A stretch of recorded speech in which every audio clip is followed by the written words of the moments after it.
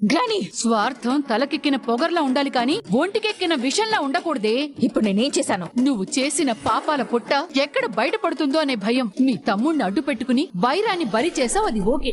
కానీ నేరం నెత్తి మీద వేసుకుని ఆ వైరాగాడితో నా మనవడు కూడా స్టేషన్ లో కూర్చున్నాడు. కోర్టులో కేసు నిరూపించబడితే వాడితో పాటు నా మనవడికి కూడా శిక్ష పడుతుంది కదా. అంతవరకు రానిస్తానా? నా తమ్ముడిని నేను కాపాడుకోనా? కాపాడేదానివే అయితే జరిగిన దానికి నాకు ఏ సంబంధం లేదని అందరి ముందు ఎందుకు చెప్పావే? అలా చెప్పకపోతే పోలీసులు నన్ను అరెస్ట్ చేసేవారు. దరిద్రం వదిలిపోయేది.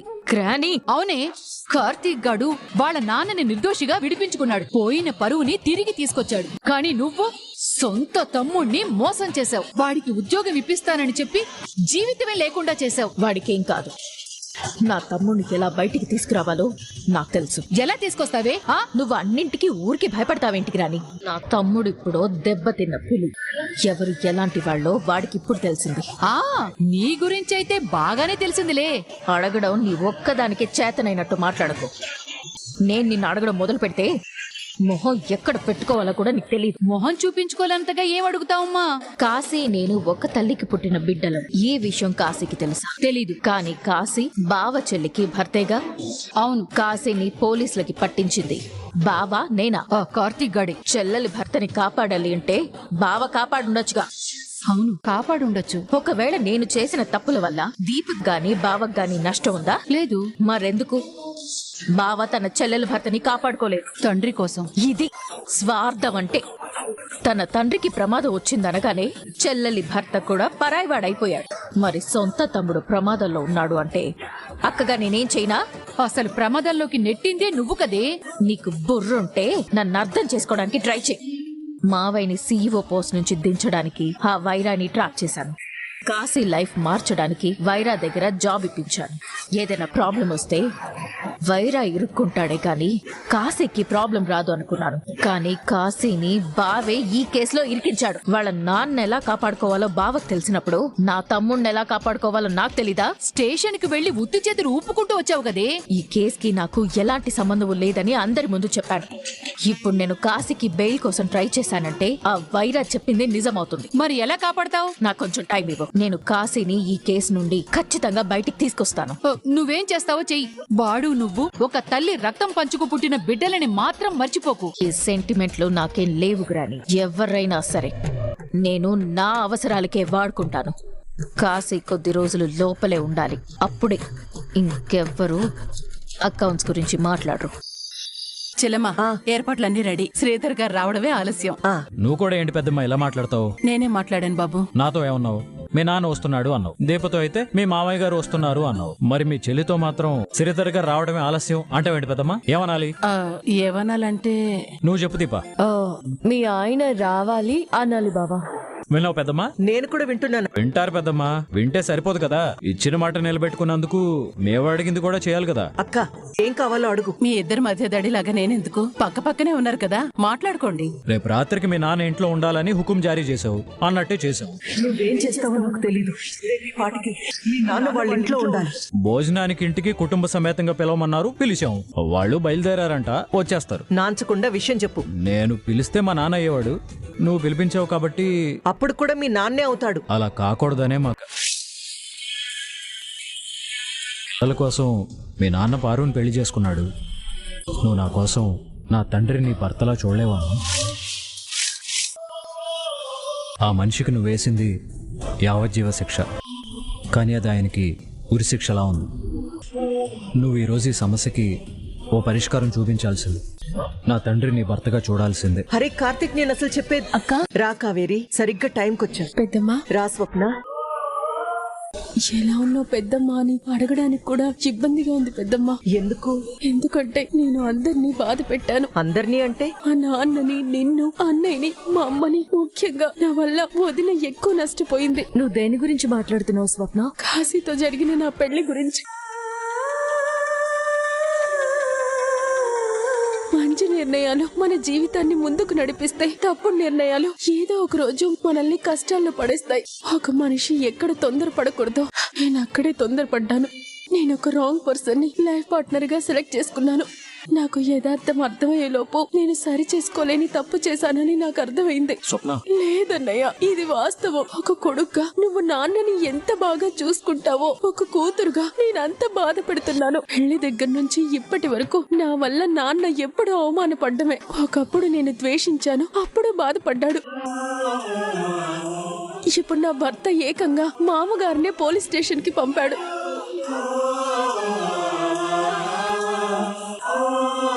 ఎన్ని రోజులు నాన్న ఎంత నరకం అనుభవించి ఉంటాడో నాకు తెలుసు. ఆ ఇంట్లో మా పరిస్థితి కూడా అలాగే ఉంది. ఇక్కడ మీరు అలాగే ఉన్నారు. వీటంతటికి కారణం నేనే కదా. ఎవరి చేతలకి వాళ్లే బాధ్యులు స్వప్న. నువ్వైనా ఎంతవరకు చెప్తావు జీవితం విలువేంటో, ఎలా ఉంటే గౌరవంగా ఉంటుందో కాశీకి తెలీదా? ఏదైనా ప్రాబ్లం వస్తే నీతో చెప్పుకోవాలి, లేదంటే నాతో చెప్పుకోవాలి. మనతో చెప్పుకోలేకపోతే వాళ్ళ అక్క దేపుంది కదా, అక్క నాకు ఈ జాబ్ చేయటం ఇష్టం లేదు అంటే ఏం చేయాలో అర్థం చేసుకునే వాళ్ళం. మనం ఒకటి ఆశించాం, కాశీ వేరేలా తీసుకు ఆ వైరాకి అమ్ముడిపోయాడు. సొంత వాళ్ళని మోసం చేయటం తెలివితేటలు అనుకున్నాడు. తను ఎంత పెద్ద తప్పు చేశాడో ఇప్పటికైనా అర్థం చేసుకుంటాడు. తనే కాదన్నయ్య, నేను కూడా అర్థం చేసుకున్నాను. నువ్వు ఇలా ఆలోచించే కొద్దీ నీకు నువ్వే ఒక దోషలా కనపడతావు స్వప్న. మన జీవితంలోకి సమస్యలు రావడం అంటే తొందరగా వస్తాయి కానీ తొందరగా పోవు. వచ్చే సమస్యలకి తగ్గట్టుగానే మనిషి యొక్క ఆలోచనలు, నిర్ణయాలు ఉంటాయి. ఒకప్పుడు నువ్వు తీసుకున్న నిర్ణయం ఈ రోజు తప్పని తెలుసుకుని రేపు మళ్ళీ నువ్వు కాశీని అర్థం చేసుకోవచ్చు. ఇంకా అర్థం చేసుకోవడానికి ఏం మిగల్లేదు వదినా. జరిగింది మర్చిపో. ఇంకా దాన్నే తలుచుకుంటూ కూర్చుంటే అది తప్ప నీ కంటికి ఏమీ కనిపించదు. నాన్న ఇంటికి వచ్చాడు కదా, హ్యాపీగా ఉండు. ఇప్పటికే లేట్ అయింది, భోజనం చేద్దాం పద. పెద్దమ్మా, రెడీ కార్తిక్ బాబు. రామాస్టారు భోంచేస్తూ మాట్లాడుకుందాం. ఇంతకీ సౌరి ఏది? అది తొందరగా భోజనం చేసి పడుకుంది. పిల్లలు అంతేలే. రా స్వప్న. వీళ్ళు మాత్రం చూపుల దగ్గరే ఆగిపోయారు. మాట్లాడుకుంటూ బాగుండు. అయ్యో, మీకెంత పెద్ద కష్టం వచ్చిందే. కష్టం లేదు, నష్టం లేదు. పోరా బయటికి. ఎక్కడికి పోయేది? నీ శత్రువుని నమ్మొద్దని చెప్పాను. ఏం చేయాలో నాకు తెలియదా అన్నా. ఆవిడ నీకు హ్యాండ్ లెగ్ రెండూ ఇచ్చింది. వెయిలు కూడా రాలేదని చెప్పి నేను ఏడుస్తుంటే మధ్యలో నీకు అలేంట్రా? మనం చేసింది మనకు తిరిగి వస్తుంది బాస్. పోరా బయటికి. పోరా అంటే పోతాను బాస్. బాగా ఆకలిగా ఉంది, వెళ్ళి ఓ చికెన్ బిర్యానీ తిని నీకు ప్లేట్ ఇడ్లీ తీసుకొస్తానే. అవసరాల కోసం నా దగ్గరకొచ్చి అందరూ కలిసి నన్ను ముంచేశారు. నువ్వు తప్పు చేసావు కాబట్టే రైట్ ప్లేస్లో ఉన్నావు. కానీ ఏ సంబంధం లేకపోయినా నువ్వు చెప్పిన మాట విన్నందుకు నన్ను నీతో పాటు ఇక్కడ జైల్లో పెట్టారు. ఏ తప్పు చేయకపోతే జీవితంలో ఎదగలేం కాశీ. ఇలాంటి నీచమైన ఎదుగుదల నాకు అవసరం లేదు. రియలైజ్ అయ్యాను, కానీ టైం చేయి దాటిపోయిన తర్వాత రియలైజ్ అయ్యాను. ఇది రియలైజేషన్ కాదు కాశీ, దొరికిపోయాననే బాధ. మీ మామగారికి శిక్ష పడుంటే నువ్వు ఇలా మాట్లాడేవాడివా? రైట్ టైంలో రైట్ డెసిషన్ తీసుకున్నాను అనేవాడివి. మనిషి అనేవాడు అంతే, తన చేతగాని తనాన్ని కప్పిపుచ్చుకోవడానికి ఎదుటి వాళ్ళని నిందిస్తూ ఉంటాడు. బట్ ఈ వైరా డిఫరెంట్. ఛాన్స్ పోయినా మరో ఛాన్స్ కోసం వెయిట్ చేస్తా. నేను సెల్లో కూర్చోవడానికి ఎవడైతే కారణమో వాణ్ణి కూడా నేను ఇక్కడే కూర్చోబెడతాను. మా బావ జోలికి నువ్వు వెళ్ళకపోవడమే మంచిది. ఇదే మాట నువ్వు నీ బావతో అనేలా చేస్తా, గుర్తుపెట్టుకో. అయ్యో, ఏంటండి ఇది? కనబడ్డం లేదా? పడుకో. ఇప్పుడు ఇదంతా ఎందుకు? కాలు నొప్పొస్తుందన్నావు కదా. అదే తగ్గుతుందిలేండి. ఆకలేసినప్పుడు అదే తగ్గుతుందిలే అని పడుకుంటే తగ్గుతుందా? తింటేనే కదా ఆకలి బాధ తీరుతుంది. ఇది అలాంటి బాధే. దీనికి మందు రాస్తేనే తగ్గుతుంది. నేను రాసుకుంటాను. ఇప్పుడు నీకొచ్చిన ఇబ్బంది ఏంటో చెప్పు. కొంచెం ఇబ్బందిగానే ఉందండి. సుమిత్ర, ఇదివరకేదో నువ్వు నాకు సేవ చేశావని నేను నీకు సేవ చేయట్లేదు. మనిషి కోరి తెచ్చుకునే బంధాల్లో చివరి వరకు ఉండే బంధం ఏదైనా ఉంది అంటే అది వివాహం. మిగతా వాళ్ళంతా సందర్భానుసారం కలుస్తారు, విడిపోతారు. కానీ భార్యాభర్తలు అలా కాదు. 24 గంటలు కలిసే ఉండాలి, 365 రోజులు కలిసే ఉండాలి. మనిషికి మరో మనిషి అవసరం సుమిత్ర. కొన్ని పనులు భార్య చేయలేదు, కొన్ని పనులు భర్త చేయలేడు. కానీ వాళ్ళిద్దరూ కలిసి ఒక మనిషి జీవితానికి కావలసిన పనులన్నీ చేయగలరు. ఒక వయసు వచ్చిన తర్వాత భార్యాభర్తలు దూరంగానే పడుకుంటారు, కానీ ఒకే గదిలో పడుకుంటారు. దూరంగానే కదా ఉన్నామని వేరువేరు గదుల్లో పడుకోమని చూద్దాం. పడుకోవచ్చు, కానీ నిద్ర పట్టదు. తనతో ఒక మనిషి ఉందన్న ధైర్యం ఒంటరితనంలో రాదు సుమిత్ర. ఒకరికి ఆరోగ్యం బాగోలేకపోతే మరొకరు సాయం చేస్తారు. భార్యాభర్తలంటే బంధానికే ఇద్దరు, కానీ బ్రతకడానికి ఒక్కరే. నువ్వు హాయిగా పడుకో.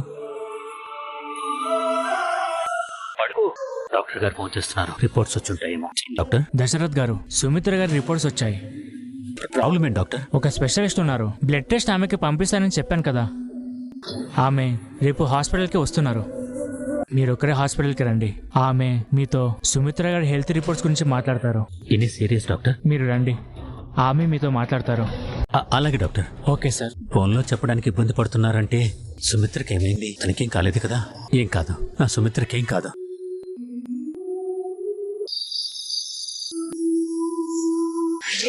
భర్తగా అంగీకరించానని మీతో ఎవరు చెప్పారు? నా భార్యగా రాలేదా? కార్తీక్ తల్లిగా మాత్రమే వచ్చి.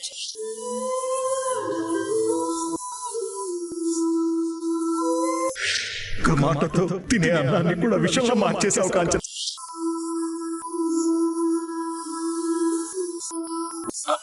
మాస్టారు చెప్పరా.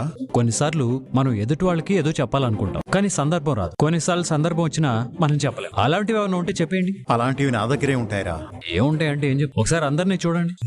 నాకు తెలిసి మన ఫ్యామిలీ అంతా ఇలా కలిసి భోంచేయటం ఇదే మొదటిసారి అనుకుంటా. ఇది ఇలాగే ఉంటే బాగుంటుంది అనిపిస్తుంది. కొడుకు కోడలు ఉంటే సరిపోతుందా? కూతురు అల్లుడు అవసరం లేదా? ఇంకా మనిషి గురించి మాట్లాడుకు పెద్దమ్మా. అంటే ఒక మనిషి ఒకసారి తప్పు చేస్తే అతన్ని జీవితాంతం క్షమించకూడదు అంటావు. అంతే పెద్దమ్మా. పెట్టుకున్న నమ్మకాన్ని మోసం చేసిన వాణ్ణి ఎలా క్షమించగలుగుతాం? ఒరే కార్తీక్, విన్నావా మీ చెల్లేమంటుందో? తప్పు చేశాడు కాబట్టే స్వప్న కోపం వచ్చింది. అలాగైతే స్వప్నకి కోపం రావాల్సింది భర్త మీద కాదురా, తండ్రి మీద.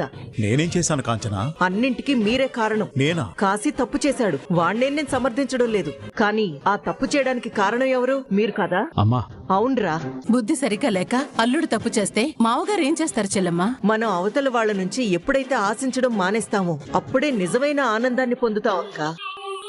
అది గౌరవం అయినా మర్యాద అయినా ఇంకేదైనా సరే. వాడేదో సాఫ్ట్వేర్ ఉద్యోగం చేసుకుంటున్నాడు, జాబ్ పోయింది, మళ్ళీ వస్తుంది, లేదా తనకి నచ్చింది చేసుకుంటాడు. అంతేకాని వాణ్ణి ఎటు పోనివ్వకుండా తన దగ్గరే పిఏగా పెట్టుకుని నేను చెప్పింది వినరా అంటే వాడికి మాత్రం ఎలా ఉంటుంది? కాశీని సమర్థిస్తున్నావా అక్క? నేను ముందే చెప్పాను, ఎవ్వరినీ సమర్థించడం లేదని. కాశీ తప్పు చేశాడు. అతను తప్పు చేయడానికి మన వైపు నుంచి ఎంత తప్పుందో కూడా ఆలోచించాలి కదా. అల్లుడి జీవితం బాగు చేయాలనుకోవటం తప్ప? తప్పు కాదురా, కానీ అల్లుడు తనకి నచ్చినట్టుగా ఉండాలి అనుకోవడం తప్పు. ఈ రోజుల్లో కడుపున పుట్టిన పిల్లలే మనకి నచ్చినట్టుగా ఉండడం లేదు. అందుకు ఉదాహరణ మా అన్నయ్య కూతురు జ్యోత్స్నే. ఇంకా అల్లుడు కోడలు మిగతా వాళ్ళు మనకి నచ్చినట్టు ఉండాలి, మన కింద ఉండాలని ఎందుకింత తాపత్రయం? కొన్నింటిని వదిలేయాలి. అలా వదిలేయడం కూడా ఒక బాధ్యత. తప్పు చేసిన వాళ్ళు ఎప్పుడైనా శిక్ష అనుభవిస్తారు. తప్పు చెయ్యని వాళ్ళు ఆ శిక్షను మొయ్యాల్సిన అవసరమే లేదు. సరే, నువ్వు భోంచే చెల్లమ్మ. మామయ్య గారి విషయంలో అత్త మారదు బాబు. మార్పు ఒకేసారి రాదు మరదలా. ఒకప్పుడు నాన్న రావడానికి కూడా అవకాశం ఉండేది కాదు. ఇప్పుడు మొత్తం ఫ్యామిలీ వచ్చింది, మార్పు వచ్చింది కదా. ఏదో ఒక రోజు మనం అంతా కలిసి. ఏంటన్నయ్య అన్నావు? ఏం లేదురా, మనిషి చెట్టులా బతకాలని చెప్పి. చెట్టు ఎప్పుడు ఎండిపోయిన ఆకుల గురించో రాలిపోయిన ఆకుల గురించో బాధపడదు. పచ్చగా ఉన్న ఆకుల గురించి చిగుళ్ళ గురించి ఆలోచిస్తూ ఎదుగుతూ వెళ్ళిపోతూ ఉంటుంది. మనిషి కూడా అలాగే ఉండాలి. గతం అనే ఎండిపోయిన ఆకుల్ని, చేదు జ్ఞాపకాల్ని